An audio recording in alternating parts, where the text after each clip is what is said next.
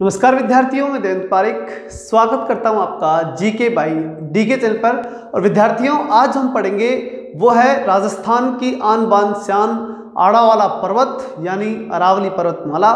और राजस्थान का अंतिम बिंदु मैंने इसलिए लिया है, पहले मैंने आपको जो मैदानी क्षेत्र और हाड़ौती क्षेत्र है ये पढ़ाया।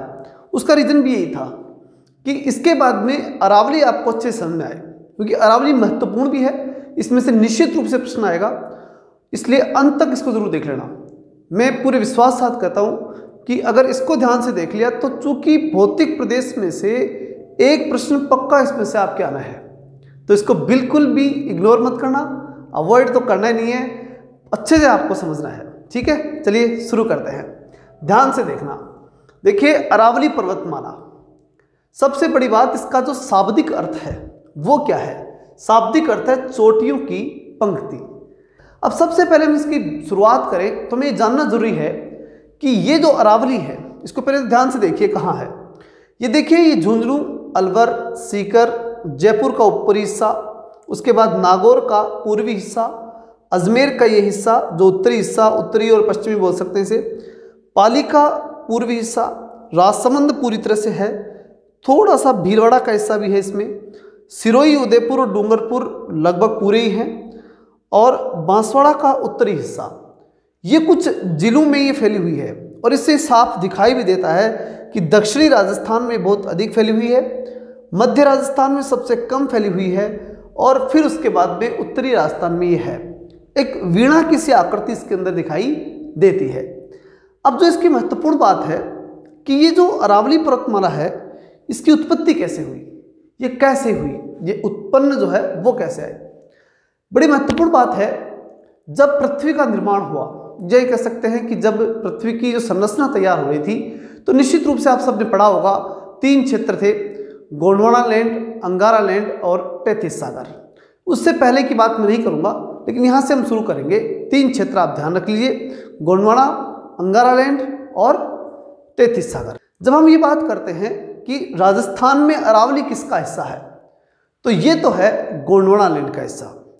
उसके बाद जब हम दक्षिणी भारत में जाते हैं, तो दक्षिण भारत की चोटियाँ, दक्षिण राजस्थान नहीं बोल रहा हूँ मैं, दक्षिण भारत बोल रहा हूँ, ध्यान से सुनिएगा।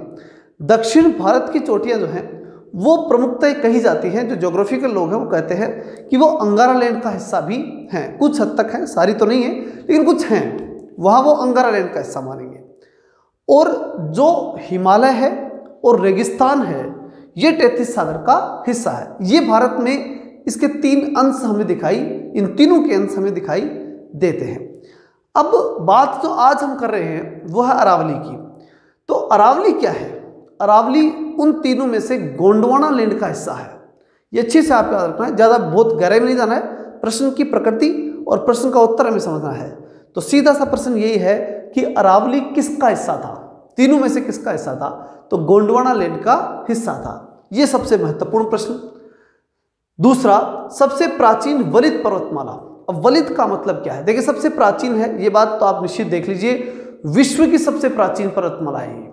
ठीक है, क्योंकि मैंने कहा ना, अंगारा लैंड, गोंडवाना लैंड के समय की है, तो वलित पर्वतमालाओं में क्या है, ये सबसे प्राचीन है। वलित का मतलब होता है जो जिसमें बल पड़ा हुआ हो, वलय यानी बड़, राजस्थानी बोलते हैं ना, बड़ पड़ गया इसमें, तो बड़ पड़ा हुआ है इसमें। ठीक है, तो वलय है इसमें। तो सबसे प्राचीनतम है किसमें? वलित पर्वतों में। तो सबसे प्राचीनतम वलित पर्वतमाला है, पर्वत श्रृंखला के रूप में यह है। फिर उत्पत्ति की बात करते हैं, यानी अरावली जो है वो उत्पत्ति कब हुई, वो समय कौन सा था जब अरावली की उत्पत्ति हुई? तो एक विद्वान है हेरोन जो विद्वान है, उनके अनुसार ये प्री कैम्ब्रियन कल्प में उत्पत्ति हुई। मतलब कि अब ये कल्प, ये ज्योग्राफिकल कल्प है, ये आप इसमें ज़्यादा बहुत गहराई में आपको नहीं जाना, इतना आपको ध्यान रखना है क्योंकि हम जीके पढ़ रहे हैं, तो जीके के अकॉर्डिंग ही समझना है। तो इसमें क्या है कि कैम्ब्रियन कल्प है, एक ज्योग्राफिकल काल है। ठीक है, ज्योग्राफी में कई काल बनाए गए, उनमें से एक काल जो है वो कैम्ब्रियन कल्प है, और उस कैम्ब्रियन कल्प के समय की चट्टानें यहाँ पर मिली, इसलिए हेरोन ने अरावली की उत्पत्ति कब मानी? प्री कैम्ब्रियन कल्प, मतलब कैम्ब्रियन कल्प से थोड़ा पहले। ठीक है, तो प्री कैम्ब्रियन कल्प के समय की क्या है इसकी उत्पत्ति।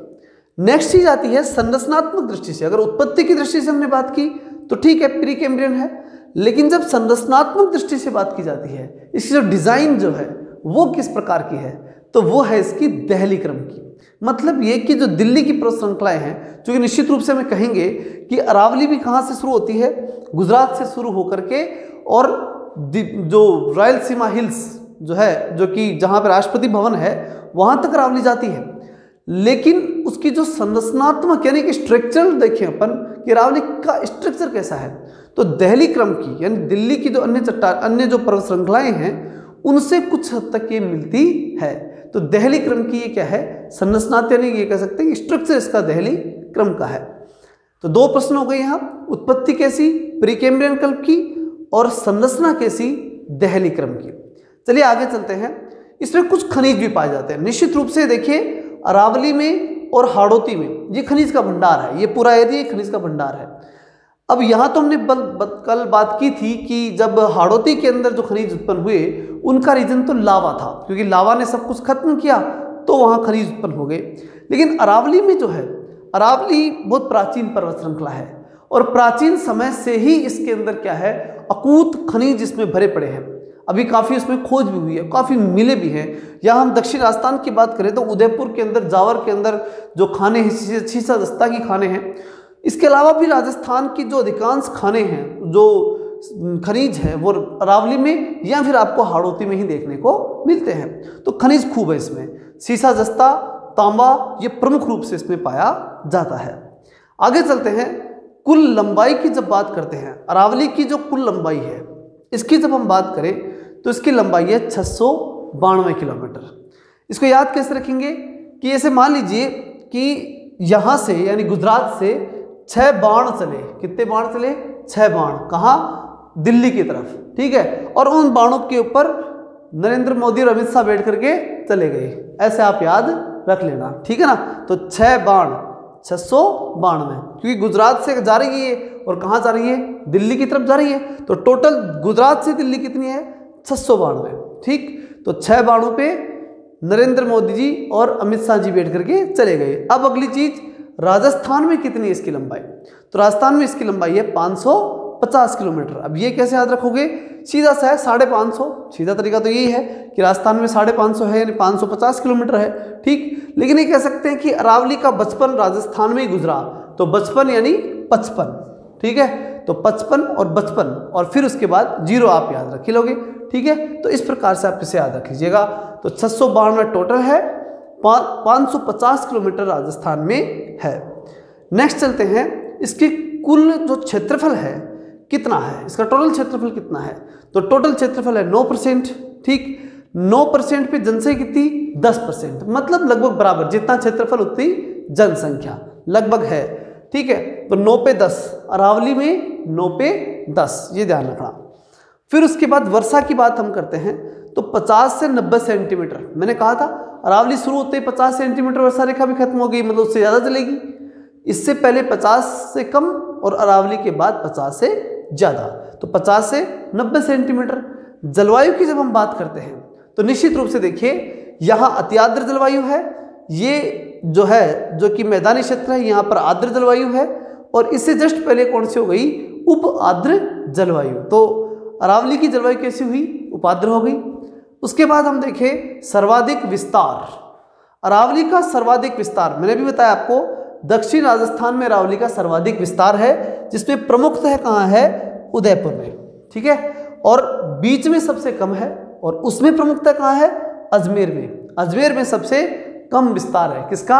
अरावली का, ठीक है। जो कि अब ऐसा नहीं कि बीकानेर और अजमेर में उत्तर दे दे तो बीकानेर ही आएगा, लेकिन आपको ये ध्यान रखना है कि जहां पर अरावली है उन जिलों में से अजमेर में सबसे कम है। लास्ट प्रश्न अपना, औसत ऊंचाई कितनी है? तो औसत ऊंचाई है 930 मीटर, ठीक है। 930 मीटर क्या है? अरावली की ऊंचाई है। 9 नहीं है, कितनी? 30, ठीक है। नहीं जा सकते अरावली पर कितने आदमियों से कम? 30 आदमी से कम आपको कभी नहीं जाना चाहिए, कम से कम 30 आदमियों के साथ ही अरावली पर जाना चाहिए। तो 930 मीटर इसकी औसत ऊंचाई है। मतलब ये है कि कभी कहीं ज़्यादा तो कहीं कम। लेकिन अब जो पढ़ाना था वो बड़ी महत्वपूर्ण है, उनको ध्यान से आप समझेंगे। देखिए अब हम बात करेंगे अरावली की चोटियों की। बहुत ही महत्वपूर्ण कंसेप्ट है, इसको अच्छे से याद रखिएगा और यही याद करवा दूंगा, इतना भी निश्चिंत रहिए आप, ठीक है। गुरु शिखर, गुरु शिखर में कितनी 1722 मीटर, ये सारी मीटर में होती है। ऊंचाई में से किस में आएगी, मीटर में। लंबाई किस में आएगी, किलोमीटर में। ये आपको ध्यान रखना है। चलिए गुरु शिखर 1722, तो गुरु शिखर जो है वो गुरु के पास कौन गए, जब भी गुरु के पास जाएंगे तो गुरु डांट सकता है, तो खतरा रहता है। 17 यानी खतरा, और 22, ठीक है, 22 यानी बच्ची जो होती है पढ़ने के लिए जो जाती है उसको खतरा रहता है, ठीक है। तो गुरु शिखर 1722।